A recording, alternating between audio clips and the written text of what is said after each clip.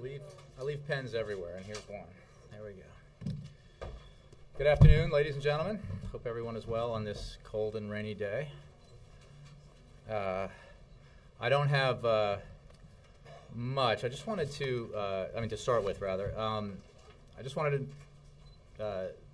everyone to take note of the fact that this morning at 6 a.m. Greenwich Mean Time, 12 days after the launch of the military action in Libya, NATO took sole command of international air operations over Libya. The alliance effort, dubbed Operation Unified Protector, has assets in place and is now leading efforts to enforce the arms embargo in the no-fly zone and to protect Libyan civilians. As you'll remember, the President pledged to the American people at the start of our effort in Libya that U.S. military action would be limited in duration and scope, and that we would ultimately transition from a U.S. to a coalition lead in days and not weeks. And again, as I began, this happened 12 days into the operation. And with that, I will take questions from the Associated Press. Thank you, Jay. Let me always start with them. Jay, what was the time? The Greenwich Mean Time. 6 a.m. Greenwich Mean Time. And is Odyssey Dawn done? The mission, as I understand it, has a new name, I believe. But the people who get to name the missions, you should ask them. It's a good job. Maybe, Jay, You're losing control. something you just said there about limited in duration. I mean, the President's talked about the mission being limited, not putting ground troops in, the U.S. role in the front end, transferring responsibility. But how could you say it's limited in duration? I mean, how do you know when the U.S. role will end? Well, first of all, the lead role that the United States took at the beginning, the quite substantial role that the United States took because of its unique capacities to shape the battlefield, to create conditions under which a no-fly zone could be enforced effectively, and also to take measures very quickly that would protect Libyan civilians, was very limited in duration, and the transition has now taken place. More broadly, the President believes that the mission itself will be limited in duration, but of course we don't have crystal balls and we cannot predict when it will end, and it is obviously also part of a coalition effort that the United States is engaged in. But the point that I was making at the top is that the substantial role that the United States played at the beginning, because of its unique capacities, has ended. The transition has taken place in days, not weeks. Okay, but on that broader point, the President, you said, also believes that the overall mission will be limited in duration, even with the U.S. in support role. What gives you confidence that it would be limited? I mean, how do you know? Well, again, we can't predict, and obviously this could go on for a certain amount of time. The scope of the U.S. involvement will be limited, but we remain confident that the Libyan people will be able to decide their future. They certainly should be, and that we are taking measures separate from the military mission, together with our international partners, to put the kind of pressure on Muammar Gaddafi that needs to be placed on him, to isolate him, to bring him, help bring him to the conclusion that he can no longer stay in power, and that for the good of his people and for the good of Libya's future, he needs to step aside. And I think that an important bit of news that's happened in the last 24 hours is the defection of one of his most trusted aides. If there was ever a sign that the sort of inner circle surrounding Muammar Gaddafi was crumbling, it was the defection of Moussa Koussa yesterday to the United Kingdom. So we believe that the pressure is obviously having an effect, and we will keep it up with our partners. One other question on the issue of arming the rebels. The President has said that issue has not been ruled in or out, something you underscored in a statement yesterday. So as the White House weighs that option with its partners, I'm wondering about the broader policy issue. Is that something, arming the rebels, that the White House thinks is consistent with the UN resolution? Is that a humanitarian option? Well, there's the UN Security Council Resolution 1973 authorizes all necessary measures to protect Libyan civilians, and obviously the United States was a participant in that and continues to be. The United States, with its partners, are also looking at various ways to help support the opposition. We are already taking measures that are non-lethal and looking at ways that we can help the opposition through humanitarian assistance and other non-lethal things that we can do to help them. And we are meeting with the opposition, as the Secretary of State has on several occasions now. The decision on whether or not assistance would include weapons has not been made. We haven't ruled it in or out, but it's clearly something that is under consideration. And consistent with the UN regulation. Yes. Jay, on the budget talks, now that a number has emerged, everybody's negotiating about the details. What are the president's red lines? What are the things in the budget that he's absolutely going to protect? I know you've talked about education and research and development, but could you be more specific about that? And also, what about some of these things like the EPA budget, for enforcing greenhouse gas emissions? Are some of those things you're really going to go to the mat for? You're right that the negotiations for the budget, the continuing resolution to fund the end of this fiscal year are ongoing, and we're engaged in them. As Vice President, as you know, was on the Hill last night and spoke to reporters afterwards. We believe that there is, and I think Speaker Boehner also echoed this today, that there is a general agreement on a target figure, which I think demonstrates some positive momentum here that shows that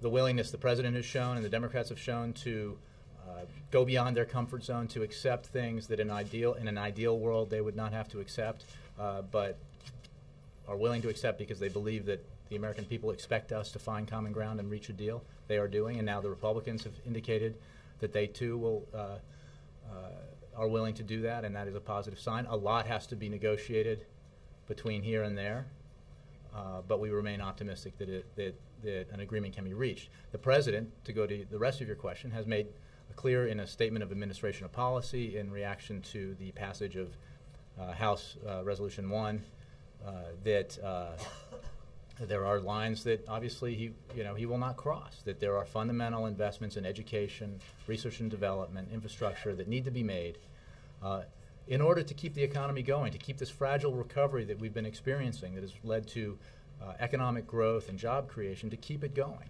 Because no budget deal is worth the paper it's printed on if it doesn't help the economy. That's the President's fundamental principle as he approaches this.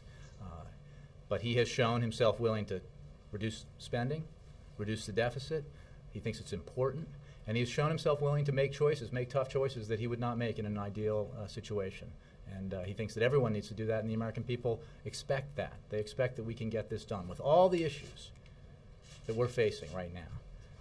Not to be able to come to an agreement to fund the government, to reduce spending for the next 6 months just doesn't seem acceptable, and the American people shouldn't find it acceptable. If everyone's reasonable, everyone works hard, we can get this done. Can you talk about what his role has been behind the scenes? As you know, there are some who say that he's stayed too far above the fray.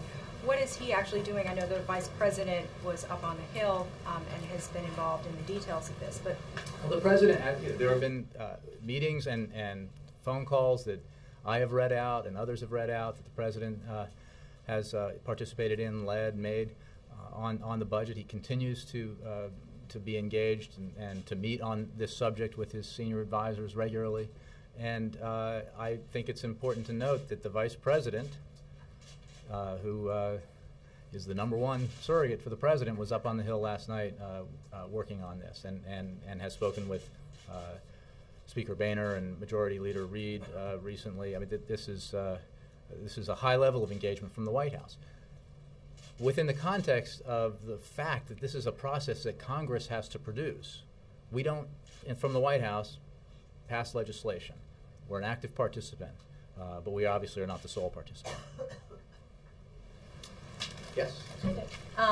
Lindsey Graham last night raised concern in an interview with Wolf Blitzer that once the U.S. transitions to only a support role in its NATO command, that U.S. weaponry, ships, yada, yada, yada, will not be able to fly, will not be able to be used under NATO command.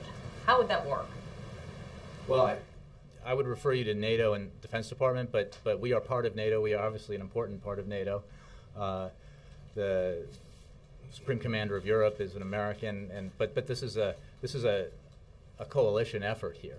We are not in the lead anymore, as the President made clear in his initial statement and again when he spoke to the people on Monday night. But as to what assets the United States military continues to use, I would refer you for specifics to the Defense Department. But we've made clear that we continue to participate.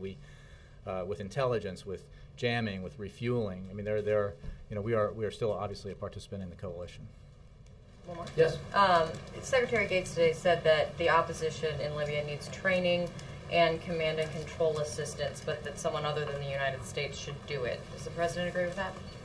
Well, he does, and I think that what we have made clear is that there are no boots. That U.S. troops will not go into Libya.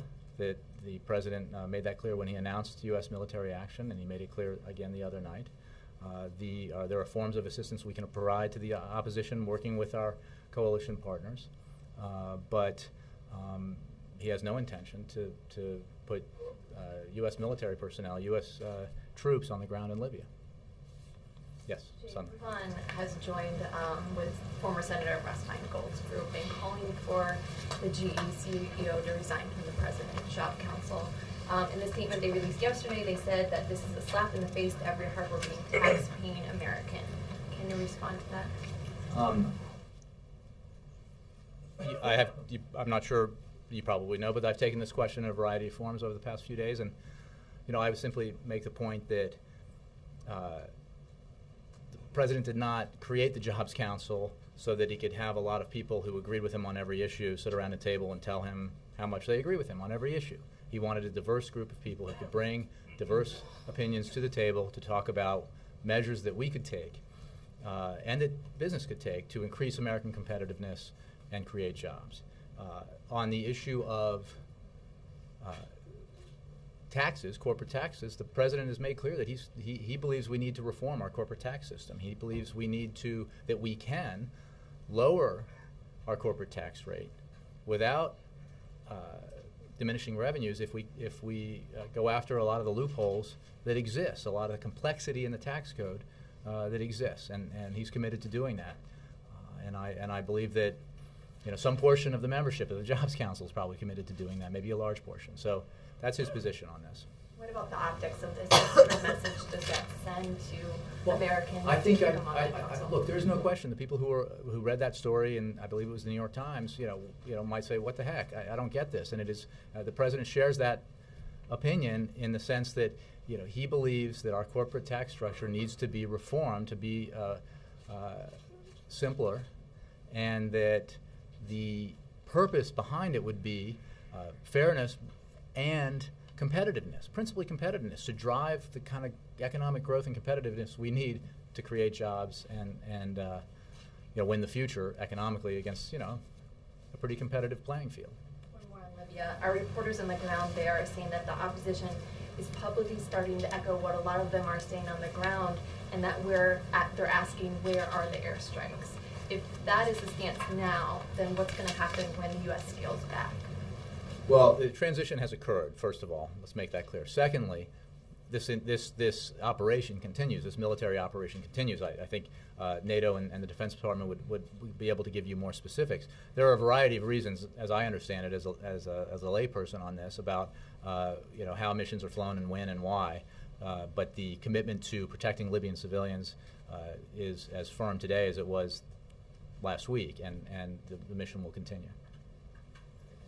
Jay, following up on the Gates question, correct me if you have a different interpretation, but I believe he went beyond just saying no boots on the ground, that he was asked about equipping the rebels. And he said if there is going to be that kind of assistance to the opposition, there are plenty of sources for it other than the United States. It sounded like he was saying he does not want to arm or equip the rebels. Well, just on what you read to me, there's no contradiction at all. There are, of course, obviously plenty of sources for equipment to the opposition besides the United States, but what the President has said and what his position is that he has not ruled in or out this notion. Was Gates ruling it out? I didn't hear him rule it out. I think he made a statement of fact that obviously There are other sources for assistance to the opposition that exists in the world besides the United States. And parsing his words, I think he was saying it should be other sources than the United States. The point is, what the president said is that he's not ruling it in or out. The fact that we are working together with a coalition, and how assistance, whether it's non-lethal or lethal, the origin, source of origin of it, how it's put together and packaged, whether it's medical supplies or, if that decision were to be made, military equipment, is something for the coalition itself to decide. I think the point is, we are part of this effort. It is not a unilateral United States effort, and that is a good thing for a variety of reasons, not just because sharing the burden with our allies reduces costs and risk for the American military, and not just because we have a lot of other commitments around the world, but because the president is focused in this and in all things on the end result, and he believes that working together with coalition partners that include the Arab nations, the Arab League, and our partners in NATO at the United Nations, enhances the chance of success, that this will end well. And that was the approach he took to Egypt, and it's the approach he took around the region, and it's the approach he takes, frankly, to domestic issues as well as international ones. That the point is not to do or say what feels good today. From a political point of view, it is to make decisions and evaluate your options and make choices based on where you hope a situation will end, and you hope it will end with the goal of having it end in a way that is best for the American people and U.S. interests. Are the president and his advisors getting more information every day about who the rebels are? Yes. And what is the understanding as of today who the rebels are? Well, I'm not going to give you a dissection of all of the opposition groups. It's obviously, there's a certain amount of diversity there. What I can tell you is that the leaders of the council that the Secretary of State has met with, and that are saying the right things. They have been vetted by us and our partners, and they are committing themselves through their statements to a process that we would support, a process that embraces democratic reform, that embraces free and fair elections, that espouses tolerance, that embraces universal rights of freedom of assembly and speech, the right to petition your government, the right not to be assaulted by your government when you are peacefully petitioning it. So these are all good things. Right, but the people on the ground who are actually doing the fighting, what do you know about them, and is there anything more on well, the flavors of Al-Qaeda? We are learning as we go more and more about the opposition in Libya. And what is important to remember is that this is a broad and diverse opposition, and I mean that in the sense that as we saw in other countries, these are lawyers, doctors, merchants, agricultural workers, mothers and fathers and sons and daughters. This is not a single segment of society or slice of society that represents only a small constituency. The opposition to Gaddafi is widespread and broad in Libya. And but to answer your question specifically, we continue to evaluate that, and as the president makes decisions about our engagement with the opposition and the kind of assistance we would provide to it, he is obviously eager for more information about them. Last question: Are there ongoing discussions on the possibility of changing the goal here to actually, at some point, saying the military goal is to remove Gaddafi? There are no discussions of that. We have been very clear, and the point is, again, to go back to what your end goal here is. Does the United States have the capacity to unilaterally, with military force, produce regime change in Libya or another country? It probably does. We probably do. Is that a desirable action to take when you have your eye on the long game here in terms of Libya's future, the future, the interests of the United States in the region? No, it is best to pursue the policy the president has chosen to pursue, which is a coalition backing military force with limited with a limited mission aimed at protecting Libyan civilians in response to the request from the Libyan opposition, request from the Arab League, and in concert with our partners in the United Nations, separately pursuing as a political, diplomatic, economic policy the idea that Gaddafi is no longer fit to lead and should step down, and pursuing all those measures unilaterally and collectively that help drive towards that goal. This is a decision that he thinks is the right course, and he thinks that one of the reasons why he looked forward to speaking to the American people Monday night was to spell out his decision-making process and why he chose the path he chose, because he thinks it will produce it has the best chance of producing the best result for the American people. Yes, Mike. Jay, if the president decides to arm the rebels, is there concern about who trains them? You're getting your if compound hypothetical, and I would simply say that most of the questions surrounding this issue are very sensible, as is yours. These are these issues are what you would expect a president, his national security advisors, and others to analyze and discuss. But we haven't even gotten to the point of making a decision on providing military assistance. So I think you can expect that part of the evaluation process of a decision like that would include, these very legitimate questions. You broke down some of the opposition. Have there been any discoveries in terms of al-Qaeda or extremists who are fighting against Gaddafi's regime? Well, I would simply say that it is almost goes without saying that because the opposition to Gaddafi is so widespread and diverse within Libya, that there are people there who oppose Gaddafi and are actively working for his downfall, who don't necessarily support the United States and whom we would not support. That is not the opposition leadership, but it must surely be the case in an opposition that broad in that region. But I would also note that Ambassador Rice made the point, I think, on Fox yesterday that we have not seen anything to be of great concern with regards to al-Qaeda. And I say that, and she says that, and others say that, within the context of understanding that, of course, al-Qaeda and AQIP and other, will always be looking for opportunities to exploit unrest and turbulence in the region. We expect that, and we look for it, and we watch for it every day. On the CR, is it safe to assume the White House is concerned about making sure that Democrats on the Hill are with you?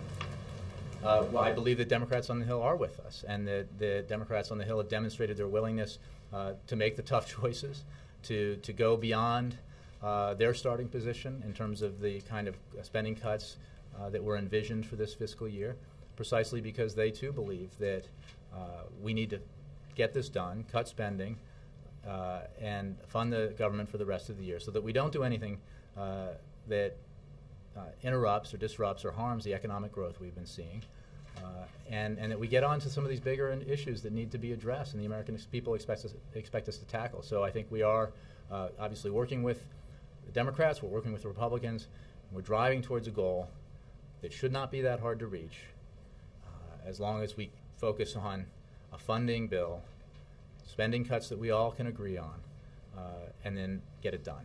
Well, I ask because the Vice President came out of a meeting with Senate Democrats. It wasn't like he had left the meeting with the Speaker, so I was just...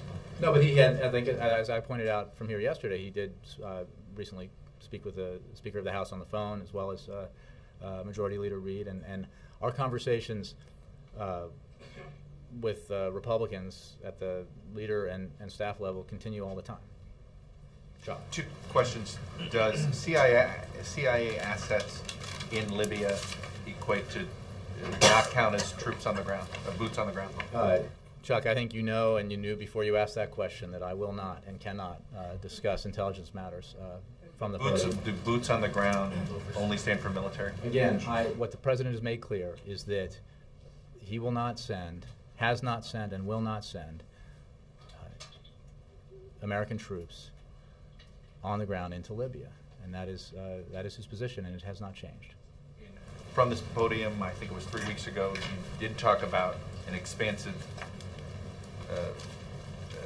list of American intelligence capabilities being used in Libya. That still stands? Well, in a broad sense, we obviously use our intelligence capabilities and have talked about in our role after this transition that we will continue to provide intelligence capabilities to the coalition in the broader effort of enforcing UN Security Council Resolution 1973. But what I won't talk about is intelligence matters or specific intelligence operations. It cannot be done. When was the last time somebody from the administration briefed Congress and the Intelligence Committee about anything you guys might be doing? There's some funny things I could say about this, but regularly and frequently. And on the CR, you guys usually say you don't want to negotiate in public, so why did Vice President Biden last night announce the number as if it's a done deal in order to, was this a way to sort of to put Speaker Boehner on the record to say no deal? No, I think if you look at what the Vice President said, which the Speaker echoed, is that we have agreed on a target number and that nothing is agreed upon until everything's agreed upon. I think they both use that phrase probably, and I think that the Vice President was simply demonstrating that progress is being made, that a lot of work needs to be done, but that the American people should take heart in the fact that people are rolling up their sleeves and trying to get this done. And we, we understand that there are issues that need to be resolved, and that there's not a lot of time here to waste. And disappointed that Speaker Boehner said there's no agreement. No, he said that. What the Vice President also said, there's no agreement on until everything's agreed upon. But there is a target number, and you feel like they're in agreement in what they say in that way. Yeah, I think that the Speaker echoed what the Vice President said, and neither the Vice President. Well, I will speak for the Vice President. I know the Vice President would not disagree with the idea, and did not last night, that there are hurdles to clear before we get from here to a deal, but there is progress being made. And look, the number is significant, but it is not the matter of sole significance. There is the content of how you get to that number that's very important and obviously needs to be fully negotiated. Carol. But Speaker Boehner is saying that there is no agreement on a number, where the Vice President is saying there is an agreement on a number. So if Democrats, I think what the Vice President said is there is a target number that we have. And the Speaker's saying that's not well, the case. that's not how I read what he said. I think that what he said there's no agreement on numbers. Well, but I think I don't want to interpret what the Speaker said. What I believe is that the Vice President made clear, and we have made clear, that obviously we do not have a deal, but there is a target number from which the details can be worked out. And look, let's just say that is the target number. It represents quite substantial movement by the President and the Democratic Party, and we believe also necessary movement by the Republicans, because he's not safe. Look, I'm not going to negotiate the final deal here, and it's obviously possible that, like I said, there are hurdles to get there, that a deal will not be made. But what is clear is that the issues that remain to be debated are not about. I mean, look, we have a very large budget. It is. I don't think the American people will be very satisfied with their representatives in Washington if they can't reach an agreement in a budget our size, the size of the United States budget, over a few $1 billion. So the number should not be the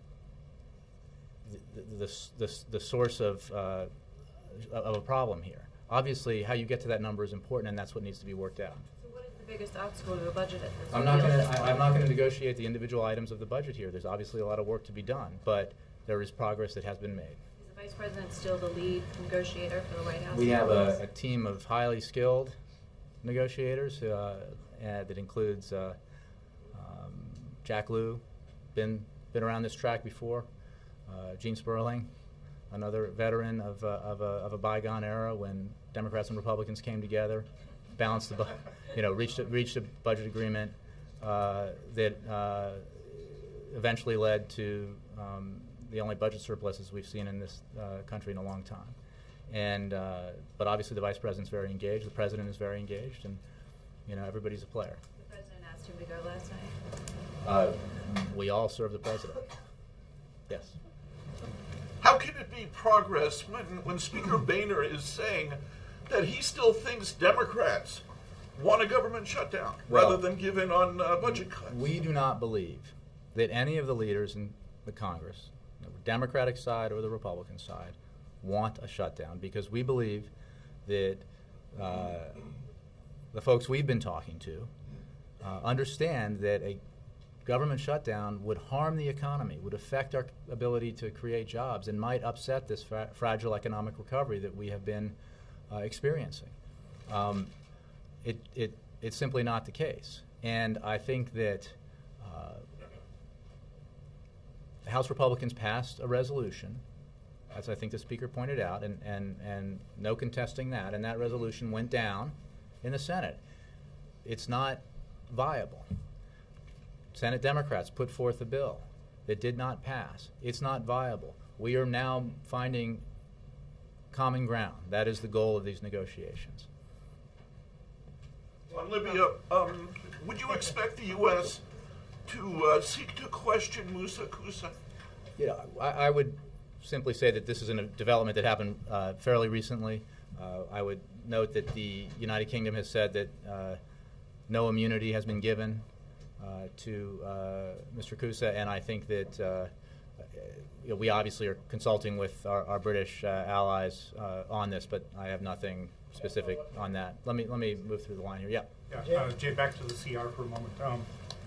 There have been some suggestions up on the Hill as recently as this morning that while the talks on the budget have centered mostly on discretionary items so far, some people have wanted to move to taxes. Is there any room for the White House to move on taxes or agree to some tax increases or revenue enhancers on this CR, or are you maybe saving that more for the 2012 budget debate? What I can tell you about this CR is that we believe we are open to ideas, to getting to a resolution of this issue, but whatever we are able to do in the remaining funding of the 6 remaining months of fiscal year 2011 will not obviously address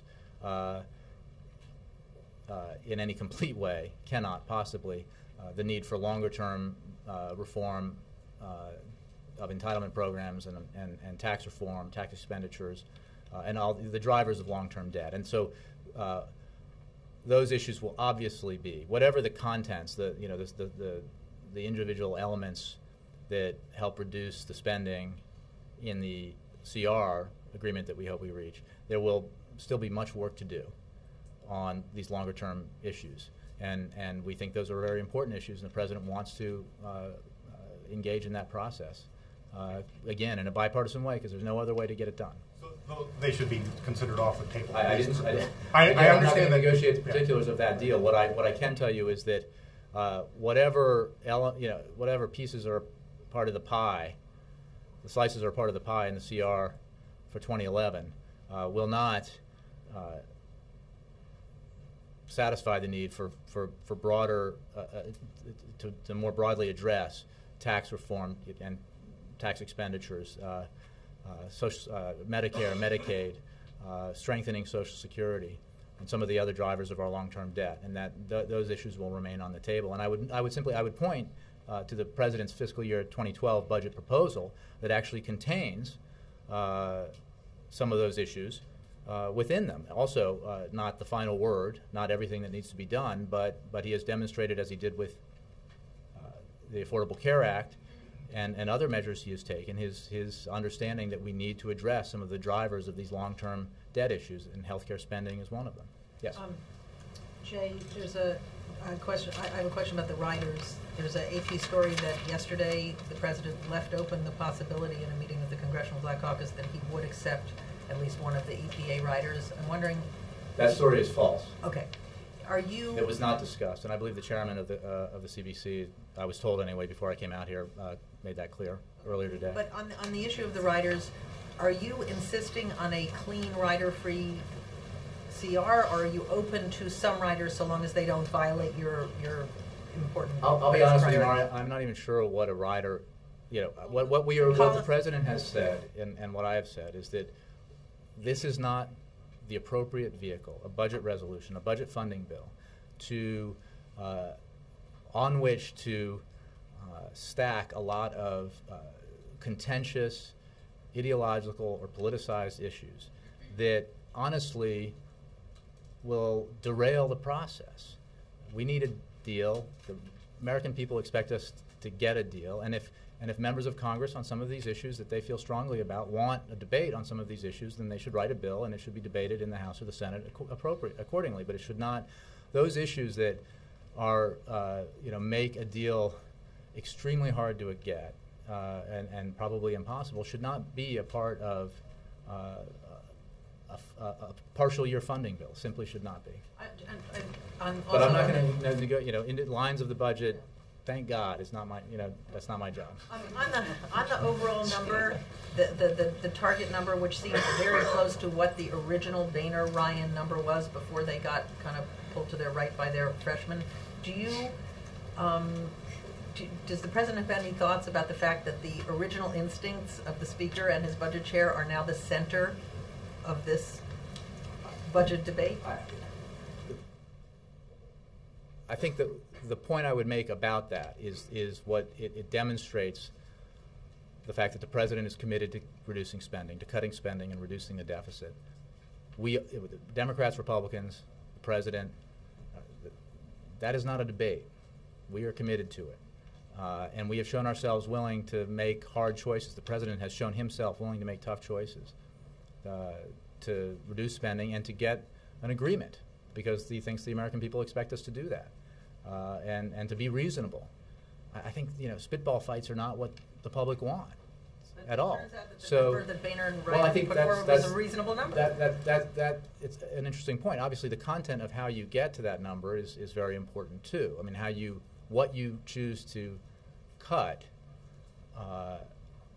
says a lot about what your priorities are, and the president has made very clear what his priorities are and what he would not find acceptable, because he thinks it would be insane to cut education, which is so foundational to our future economic growth, to cut research and development spending, to go after those things that drive economic growth, create jobs, would be foolhardy. And I just have one quick question on the boots on the ground issue. Granted, they're not going to be ours, but does the president now believe, given what he's seen about the rebels' capabilities and behavior, and what we know historically about the limits of air power, will boots on the ground from somebody be necessary? What I would point you to is that one of Muammar Gaddafi's most trusted aides jumped ship. And I think that is the most significant development of the past 24 hours in terms of an indicator of where this is headed. Again, I'm not predicting that that this won't take a certain amount of time, but it is, when you look at trend lines, and rather than measuring, who's driving along what road in which direction, what series of pickup trucks are going in which directions at any given time, the point is the pressure on Gaddafi is intense. The people around him are realizing that the days of this regime are numbered. The NATO mission continues. There are a lot of factors that go into the kind of operations that can be implemented on any given day at any hour in terms of enforcing the no-fly zone and enforcing the provisions of civilian protection. But the trend, I think, is in a positive direction. Well, I mean, yes, but has the president reached any conclusions about whether somebody's boots, not ours, will be needed on the ground? He has not. Jackie, did you have a question? Yes, I did. Well, to follow up on that, does the defector, do we have a policy? Does the United States have a policy as to whether, since he has not asked for immunity from prosecution for war crimes or crimes against humanity, regardless of what help he may provide by way of intelligence, do we think he should be prosecuted for those? What I would tell you is that investigation of Lockerbie continues, and obviously new information and new facts, I'm sure, will be looked at. But this is a relatively new development. We take note of the fact that the British have said that no immunity deal has been made, and we are consulting with the British on this issue. John Chris. My guess is my answer is going to be exactly what I just said. But I want to mention the E word, if you don't mind, whether or not the U.S. considers extradition, since he did, in fact, he was by many considered responsible for the Lockerbie attack. The happy with that, but I want to get specific on. I'll mix it up. This was a new development, John Christopher, and the I would simply say that no immunity has been granted. Mr. Kousa chose to sever his ties with Muammar Gaddafi, which we think is a significant development and demonstrates the circumstances of Gaddafi's regime. And we're consulting with the British about this. But I don't have any. Again, I'm not the details of what. There's an investigation into Lockerbie, if that's specifically what you're just talking about, and I don't want to prejudge any actions. Thank you. Yes, ma'am. Budget issue. As you know, there's a number of proposals that Democrats in Congress are talking about to get revenues. So I'm following up on the tax question, to get revenues from wealthy taxpayers. And one would be a surtax on millionaires. Would the president consider something like a surtax on millionaires something that he couldn't agree to through 2012 because of the deal he cut with congressional Republican leaders in December to extend the Bush era tax cuts for the wealthy? I don't think I have an answer to that question but what I can tell you is that the president's 2012 budget proposal addresses the need to end the extension of the tax break for those who make a substantial amount of money, precisely because we can't afford to continue that tax break in a situation where we have long-term debt issues and deficit issues. So, but on that specific provision, I don't have a presidential position on it. Yeah. Ann? The president or the head of Walmart says that there's very serious inflation coming in food, clothing, retail, merchandise. He says there's already inflation's coming on at a rapid rate. Is that something that the president's own economic advisors have warned him about? Is there anything the president of the United States can do to rein in a flood of inflation coming through? Well, obviously the president has his own economic team, and he studies and reads up on the forecasts of economists outside the government. But I have not, in the meetings I've been in with them involving economic discussions, have not heard any reference to those particular forecasts. We watch these things very closely, and obviously one price that has gone up substantially, which is why, which was an issue he addressed in a major speech yesterday, had to do with oil and gas prices. So. But I haven't heard. I don't have any reaction to that. This is a businessman who says they are already seeing inflation at a rapid rate moving through his corporate. Again, I haven't heard that discussed with the president. I haven't discussed that with the president. I think that what the president can and is doing is, pursuing economic policies that represent sound policies to drive growth and create jobs. But in terms of one person's prediction about inflation, I don't have a reaction to that. Yes, Peter. Thank you, Jay. This mission in Libya was described as one that would protect civilians, stand up a no-fly zone. Has there already been some mission creep in the sense that we've got bombs landing near Gaddafi's residential compound? We have destruction of armor, destruction of tanks, cruise missile attacks. Was there any embroidering of the way this mission was sort of sold to the public? Peter, the United Nations Security Council Resolution 1973 specifically says, authorizes the use of all necessary measures to protect the civilian population of Libya. All necessary measures includes going after the assets of Gaddafi's forces that were being used and are continuing to be used to attack Libyan civilians. So, no creep. Do you accept the premise of my question? I do not. Actually, I heard your question and I answered it. Abby? You used the C word. Yeah.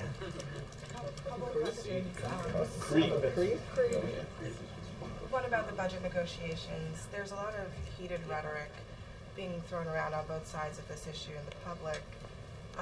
Is that being mirrored privately? Is Speaker Boehner and other negotiators, are they going into the room and saying a lot of the things that they're saying to reporters outside of the room? I think we've had productive conversations with Democrats and Republicans about the choices that we have to make, the time frame that we're operating under, and we hope to continue to have those productive conversations and meetings. There's always heated rhetoric in Washington. I think that your heat scale has to be sort of tolerate a certain level that's inevitable. But I don't have a precise measure today, but I think that our overall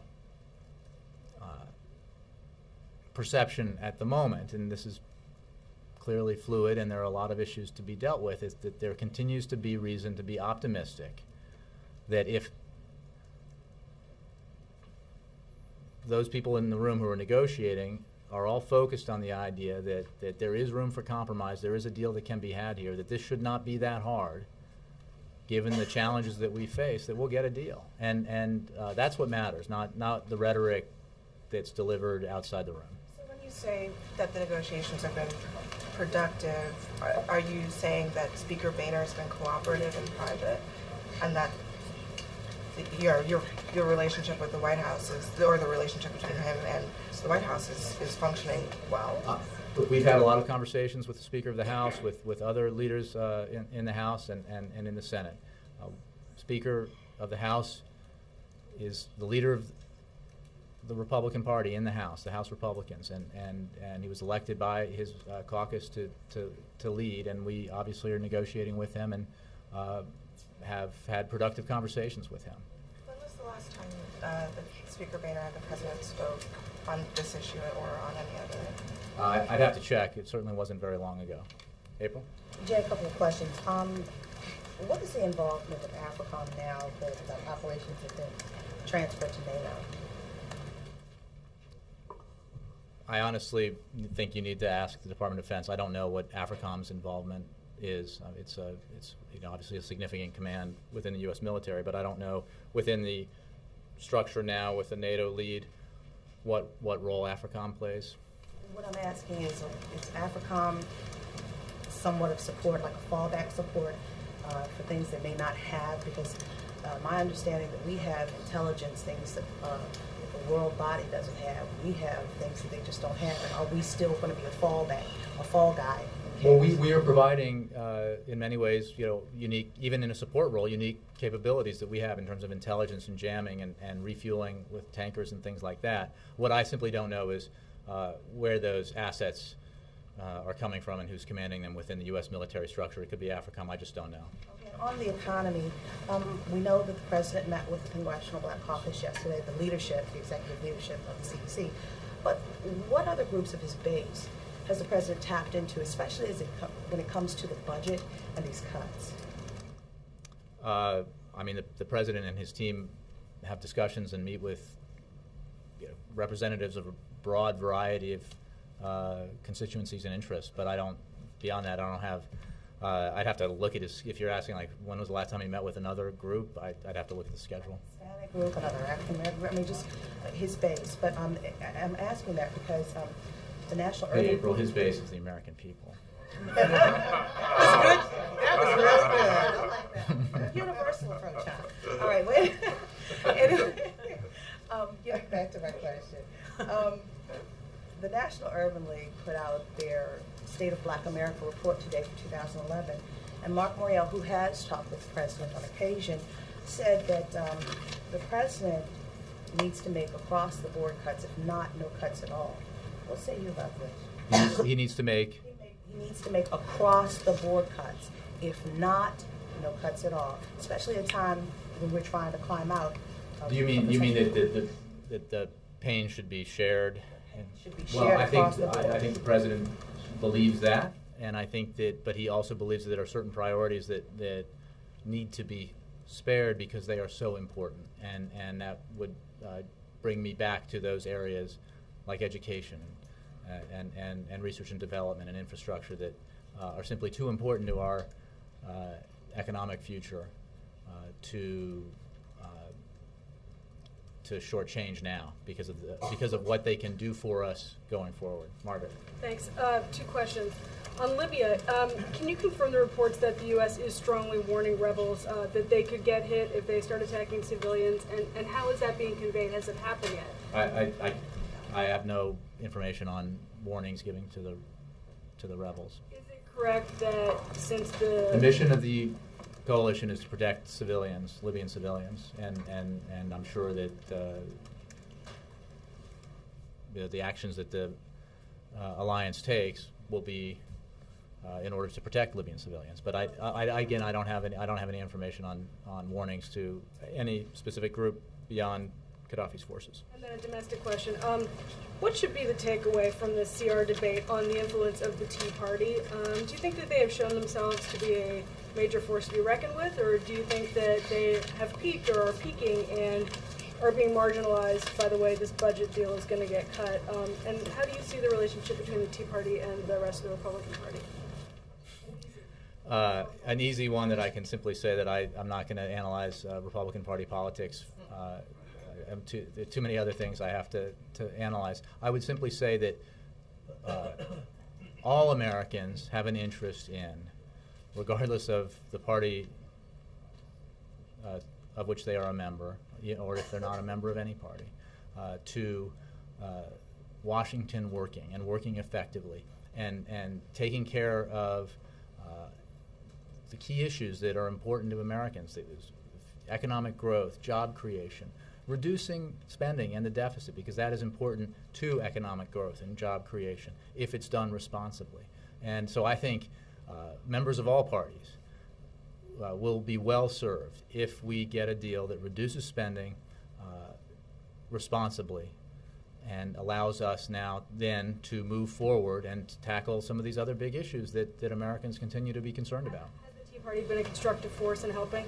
Again, that's largely that's a question largely about the sort of cross currents within the Republican Party that I'm not comfortable answering.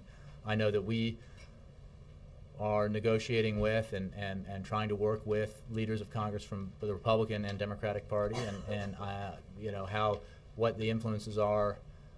I wouldn't venture to guess from here. Is anyone within the Tea Party though as part of this? Yeah, we're working with the leaders of Congress and appropriators on this deal. Yes, sir.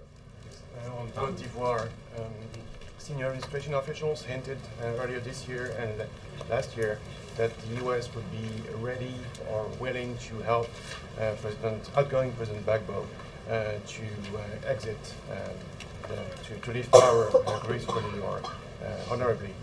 Now that the outgoing leader seems to be holed up in Abidjan, would such an offer still stand? What I think I should say on this is that we are waiting to hear whether President Gbagbo or Mr. Laurent Gbagbo speaks, and that we're looking forward to him making a decision, taking an action that is in the best interests of the people of Côte d'Ivoire, by avoiding war and stepping down and honoring the results of the election. We have been, the United States has been a leader in this process in forging an international coalition to speak with one voice in response to the election results and the way that Mr. Gbagbo has responded to them. And we were, I point you to the 15-0 vote yesterday in favor of United Nations Security Council Resolution 1975, which obviously the United States supports.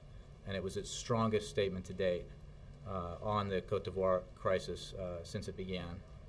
And we think that there's a unified view in the international community that the legitimately elected president should assume office.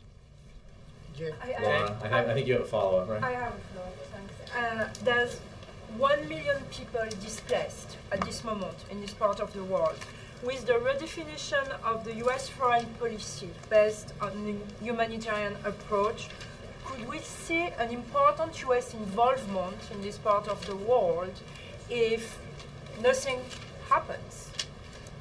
Well, there's a hypothetical, but I would say the United States is very involved already in this and people pushing to resolve a situation that has led to the displacement of so many people. So I don't want to predict what actions we'll take in the future, but express our commitment to working with the international community to have the result of that election honored. Jay? Okay, let me take one more. I'll go all the way back. Yes, sir. Thank you. It seems like we've heard the admission that the U.S. took a leadership role only after this first stage of the operations have ended. Can you address the leadership role of President Sarkozy, who has since the beginning kind of labored to present himself at the forefront of a lot of this operation? Well, we think what was so important about this action is that it was a group effort. Now, American leadership matters greatly in things like this, and obviously had an impact. But President Sarkozy, Prime Minister Cameron, leaders from a variety of countries were important players in building a coalition that, in such a rapid amount of time, that allowed us to act quickly, both initially with sanctions and then with military action. And you know, it's not a question of, you know, who gets credit. It's the rather remarkable fact that a coalition was forged that quickly around an idea that was so substantial, and it included, so importantly, the support of Arab nations. Thanks, everybody.